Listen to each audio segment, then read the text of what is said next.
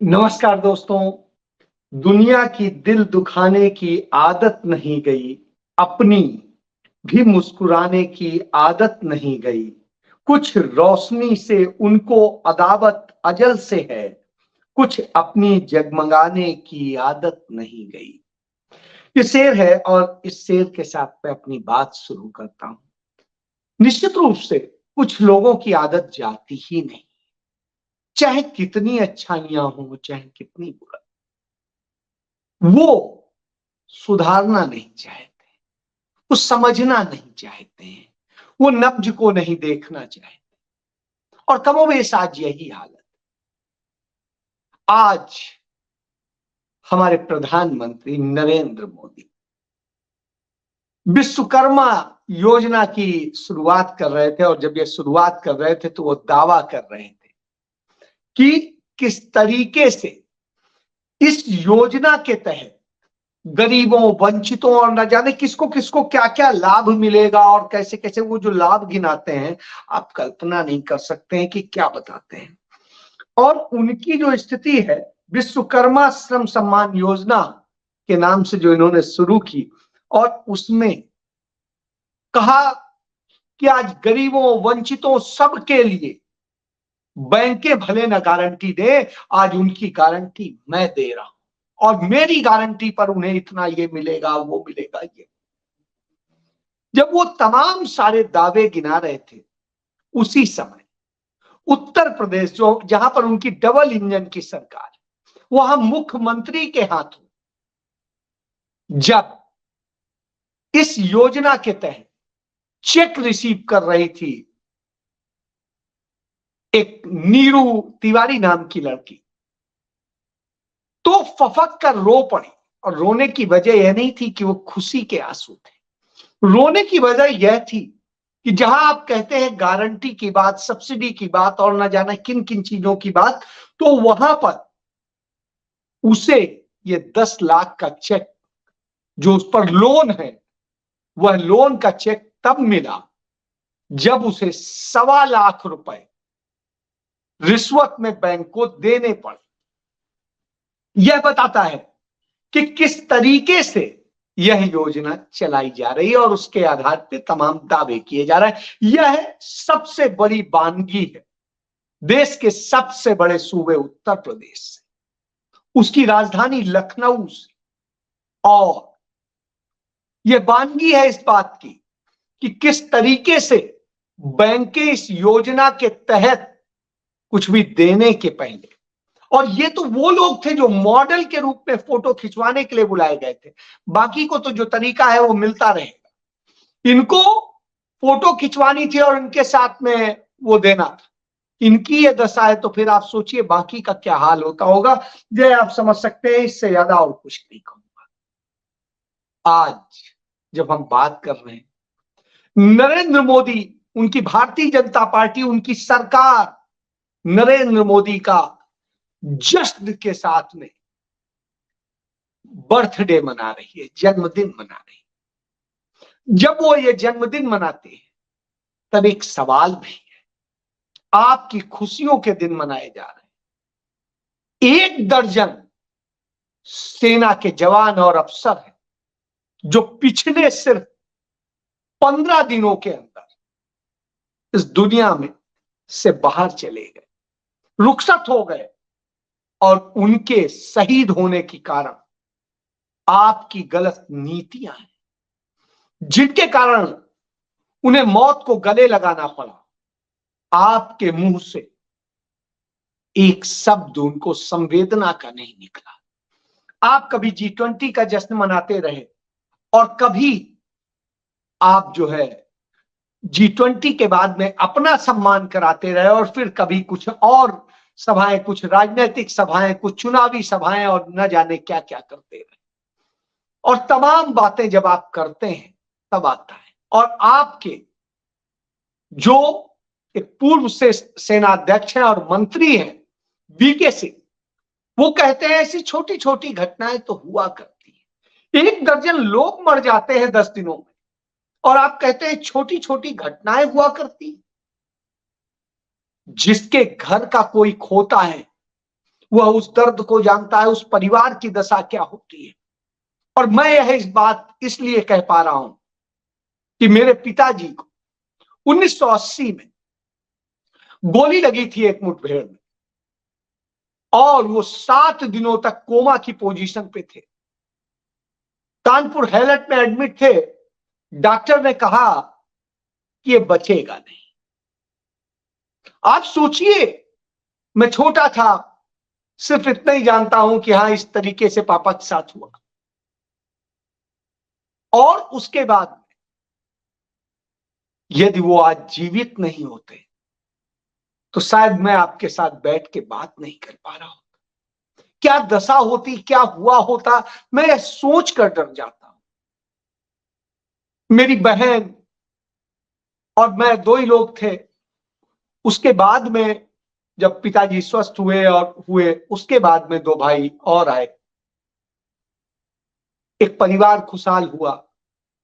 लेकिन स्वाभाविक सी बात है, यदि पिताजी नहीं होते तो हम क्या होते क्या ना होते हमें पता नहीं है। इसलिए मैं उस पीड़ा को समझता हूं। लेकिन जिसने कभी कुछ खोया नहीं है, शहादत नहीं दी है, वो पीड़ा को क्या समझेगा। यह पीड़ा राहुल गांधी समझते हैं, यह पीड़ा प्रियंका गांधी समझती हैं, यह पीड़ा सोनिया गांधी समझती हैं, यह पीड़ा इस देश के लाखों वो लोग समझते हैं जिनके लोग शहीद हुए हैं। यह पीड़ा वह लोग समझते हैं जिनके परिवार के लोगों ने इस देश की आजादी के लिए शहादत दी है। वो समझते हैं। और आज तो फिर भी तमाम सारी चीजें मिल जाती हैं, तब तो कुछ भी नहीं मिलता। जो दशा थी, मेरी मां एक सीधी सादी गृहिणी थी, वो क्या करती मैं यही सोच के परेशान होता हूं। लेकिन ये तो मैं कहूंगा कि यदि कहीं ईश्वर है तो उसने यह कृपा करी। बहरहाल मैं इसलिए बता रहा हूं, आज हालत क्या है कि जब चुनाव आ गया तो नरेंद्र मोदी के नंबर 2 जो कहलाते हैं, चाणक्य कहलाते हैं, वो अमित शाह पहुंच गए हैदराबाद में आज रैली करने, परेड करने और आजादी दिवस मनाने। क्यों पहुंचे? पिछले 9 साल से आप सत्ता में हैं, 9 साल में आपने क्यों नहीं मनाया? 10वें साल पे ही क्यों मना रहे हैं? और कह रहे हैं कि 75 साल से किसी सरकार ने यह सोचा नहीं कि हैदराबाद का आजादी दिवस मनाया जाए। तो साहब, हैदराबाद की आजादी आपके कारण नहीं हुई, ना आपके लोगों के कारण हुई। हैदराबाद आजाद हुआ, वहां के नवाब ने भारत में विलय किया। कब? जब तत्कालीन भारत सरकार यानी पंडित जवाहरलाल नेहरू की सरकार, जिसमें उस समय गृह मंत्री थे सरदार वल्लभ भाई पटेल, जिन्हें जो जिम्मा सौंपा गया था, उन सब लोगों ने जो नीति अपनाई, जिस तरीके से एक्शन लिया और सब करके उसे भारत में मिलाया, वह है। तो इसमें आपका योगदान नहीं है। वो 400 दिन जो हुआ, जो चला, उस अभियान को सोचिए। किस स्थिति में बगल में पड़ोसी पाकिस्तान बार बार संयुक्त राष्ट्र चाह रहा था, हम गरीब से देश थे, लड़ने की स्थिति में नहीं थे। इंग्लैंड भी हमारा इस मुद्दे पर साथ देने को तैयार नहीं था, क्योंकि वो कह रहा था जो भी जहां जाना चाहता है वो तय कर ले, हमने तो स्वतंत्र छोड़ दिया। तो आप सोचिए ऐसी स्थिति में मिलाना कितना कठिन काम था, लेकिन मिलाया गया, भारत का हिस्सा बनाया। तो सलामी उन लोगों को, उन सरदार वल्लभ भाई पटेल को, उन पंडित जवाहरलाल नेहरू को, जिन्होंने यह महान कार्य किया। आप क्या कर रहे हैं? आप उसका चुनावी इस्तेमाल चुनावी वर्ष में आके कर रहे हैं, जब आपकी हालत खराब है। तेलंगाना का भी चुनाव है, देश का भी चुनाव आ गया है, तब आप कहानी बताते हैं। तो यह एक सत्य है। और इसके साथ में एक सत्ता और ये है कि किस तरीके से आज जो यूथ कांग्रेस है, उसे आज के दिन को राष्ट्रीय बेरोजगारी दिवस के रूप में मनाती है, और पूरे देश में यह राष्ट्रीय बेरोजगारी दिवस के रूप में मनाया जाता है। क्यों? क्योंकि नरेंद्र मोदी के शासनकाल में बेरोजगारी इस देश के युवाओं का भविष्य बना दी गई है। बेरोजगारी की जो हालत है वो चिंताजनक है और जो स्थितियां हैं वो चिंताजनक है। Research for centre for monitoring India economy के डाटा के मुताबिक भारत में 90 करोड़ लोग बेरोजगार, 90 करोड़ युवा रोजगार की तलाश में भटक रहे हैं और उनमें भी हालत ये हो गई है कि 45 दशमलव कुछ यानी राउंड फिगर में 46 करोड़ युवाओं ने रोजगार खोजना बंद कर दिया है, क्योंकि कुछ की उम्र निकल गई, कुछ को कुछ और हो गया, कुछ को और परेशान हो गए। अब उन्हें लगता है भविष्य में बस अंधकार के सिवा कुछ नहीं, और वो उस अंधकार में आज जी रहे हैं। तो CMIE के आंकड़े बताते हैं आपकी सच्चाई कि आपने क्या किया है इस देश में, और पिछले 5 सालों में जो आपने हालत की है इस देश की, वो भुखमरी से लेके सब कुछ का कर दिया है। और खुद आज आपने कहा है, आपका ही एक सवाल है आपके ट्विटर हैंडल से, कि इस देश के 80 करोड़ लोगों को 5 किलो अनाज देने का काम किसने किया? तो साहब, यही इस देश का दुर्भाग्य है कि वो लोग कमा नहीं सकते और आपके 5 किलो अनाज के लिए लाइन लगा रहे हैं, आपके पीछे भाग रहे हैं। उस हालत में तो इतनी जिल्लत से कौन खाता है जो मजबूर होता है? नहीं तो जिसके पास होता है वो भीख नहीं मांगता है। तो आपने 80 करोड़ भिखारी तैयार कर दिए हैं इस देश में। यह जस्टिफाई करता है उस आंकड़े को जो CMI ने दिए हैं कि यानी 90 करोड़ युवा बेरोजगार हैं इस देश में। इसीलिए बेरोजगारी दिवस मनाया जाता है। और इस तरीके से इसमें भी सबसे बड़ी बात कि हिंदुस्तान की महिलाओं को आपने अधिकार नहीं दिया, और जो अधिकार उन्हें मिला था उनका सबसे ज्यादा रोजगार छीना इस दौर में, आपके दौर में। और नतीजा क्या है? हिंदुस्तान की सिर्फ 18% महिलाओं को की भागीदारी है श्रम क्षेत्र में। तो यह भी एक आंकड़ा है, यह भी आंकड़ा है। तो आप भोजन करिए, आप रोजगार को खा रहे हैं, दिन ब दिन खा रहे हैं, रोज खा रहे हैं, खत्म कर रहे हैं जो हालत। और महंगाई की स्थिति आप देखो, जो ड्राइविंग लाइसेंस 250 रुपए का बनता था वो आज 5500 रुपए का बनता है। सोचिए, इसी तरीके से जो स्टील की कीमत 3600 रुपए थी वो 6500 रुपए से अधिक की हो गई। इसके बाद में जो बालू 1500 रुपए का मिलता था आज वो 6000 का मिल रहा है। तो इस तरह से इसी तरीके से आप जिस भी चीज का आप देखेंगे आज हालत ये हो गई। और इस तरीके से, क्योंकि बड़ी लंबी लिस्ट है, इसको गिनाते गिनाते तो पूरा वक्त निकल जाएगा। तो इस हालत में आपने लाके खड़ा कर दिया, और किस हालत में आपने लाके खड़ा कर दिया है यह चिंताजनक है। आपने इस देश को नोटबंदी, GST और सबके जरिए जो बर्बाद किया है, उसके कारण क्या हुआ है? उसके कारण छोटे व्यवसाय बर्बाद हुए, छोटे छोटे कामगार बर्बाद हुए और छोटी छोटी फैक्ट्रियां बंद हो गई। और वो स्थिति है।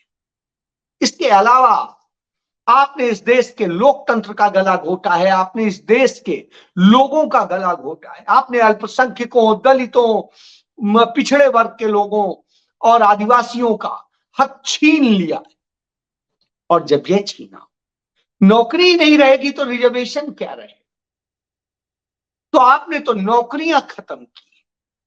और भारत सरकार के विभागों में की ही बात करें, जो एक पीरियड तक पद नहीं भरे जाते हैं वो कैसे खत्म होते हैं, उसके कारण 2 करोड़ से अधिक पद आपके यहां खत्म हो गए। और इसके बाद में राज्य सरकारों और सबकी जोड़ें तो क्या स्थिति है। नेहरू रोजगार जनरेट करते थे, देते थे, नौकरियां बनाते थे, इंदिरा जी बनाती थी, राजीव जी ने बनाई, जिसके कारण आज IT सेक्टर पूरा खड़ा है, इस देश के करोड़ों लोगों को रोजगार मिलता है। आज आपने कुछ बनाया नहीं, बिगाड़ दिया, रोजगार नहीं मिल रहा है। क्या बन रहा है?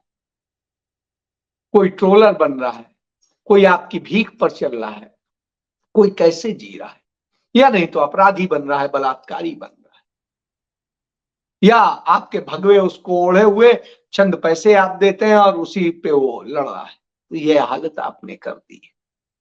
जब यह हालत कर दी हो तो निश्चित रूप से आता है कि क्या होगा। कांग्रेस पार्टी का CWC का अधिवेशन चल रहा है हैदराबाद। उनकी आज रैली होनी थी उसी मैदान में जहां पर आज अमित शाह ने करी, आज तक कभी नहीं करी थी इसके पहले। तो साहब जब कांग्रेस का चल रहा था, उनकी रैली होनी थी, तो इन्होंने कहा नहीं हम तो इसका वो मनाएंगे, राइजिंग डे मनाएंगे और जाने क्या क्या मनाएंगे। तो जब इन्होंने उसकी यह कहा तो उनसे उसका जो उन्होंने अलॉटमेंट का दिया था कि साहब हमें यहां रैली करनी है, वो वहां की पार्टी BRS ने कैंसिल कर दिया। इसीलिए कहा जाता है BRS और भाजपा एक है, और मजबूरन कांग्रेस को दूर कहीं करनी पड़ी, खेतों को लेके करनी पड़ी। उसमें अथाह भीड़ उमड़ रही है, लोग आ रहे हैं, लेकिन वहां की सरकार ने एक नियम कर दिया कि बसें नहीं आएंगी, ये नहीं आएगा, वो नहीं आएगा, यानी रैली फेल हो जाए इसके लिए पूरी कोशिश कर दी।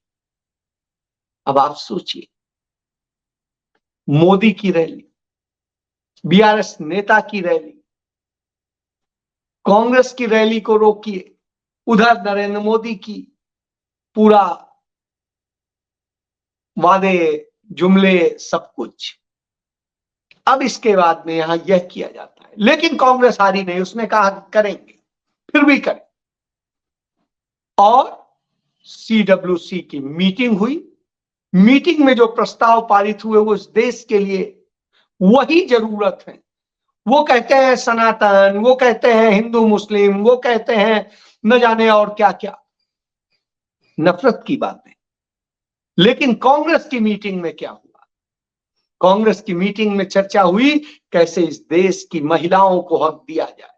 जो राजीव गांधी ने शुरुआत की थी उसे आगे बढ़ाया जाए, इंदिरा गांधी ने जो ताकत दी थी महिलाओं को उसको आगे बढ़ाया जाए, और महिलाओं को कैसे बराबरी का हक दिया जाए, इसकी लड़ाई लड़ेंगे। इसकी लड़ाई लड़ेंगे कि भारत के हर युवा के हाथ में रोजगार हो, उसकी योग्यता के अनुसार रोजगार हो, पकौड़े न तलने पड़े। उसकी यदि योग्यता है तो वो करे जो वो करना चाहता है। तो यह सोच है, इस पर चर्चा हुई, इस पर प्रस्ताव आया, इस पर प्रस्ताव आया कि कैसे गरीबों, दलितों, पिछड़ों, आदिवासियों सबको अधिकार दिए जाए, उनके जो अधिकार छीने जा रहे हैं उसके खिलाफ कैसे लड़ाई लड़नी है, उनको हक दिलाने के लिए बात करनी है। यह हुआ, यह चर्चा हुई कि इस देश की आर्थिक दशा कैसे सुधारी जाए और सुधार करके इस देश को कैसे एक मजबूत इकोनॉमी में खड़ा किया जाए, ना कि फर्जी 5 ट्रिलियन की इकोनॉमी बनाने की बात की जाए, कर्ज लेके की जाए, बल्कि कैसे हम संतुलित बना। कहा जाता है GDP बढ़ती है तो रोजगार उससे 10 गुना बढ़ता है, लेकिन हिंदुस्तान में उल्टा हो रहा है। यहां कह रहे हैं GDP बढ़ रही है लेकिन रोजगार उससे 20 गुना कम हो रहा है।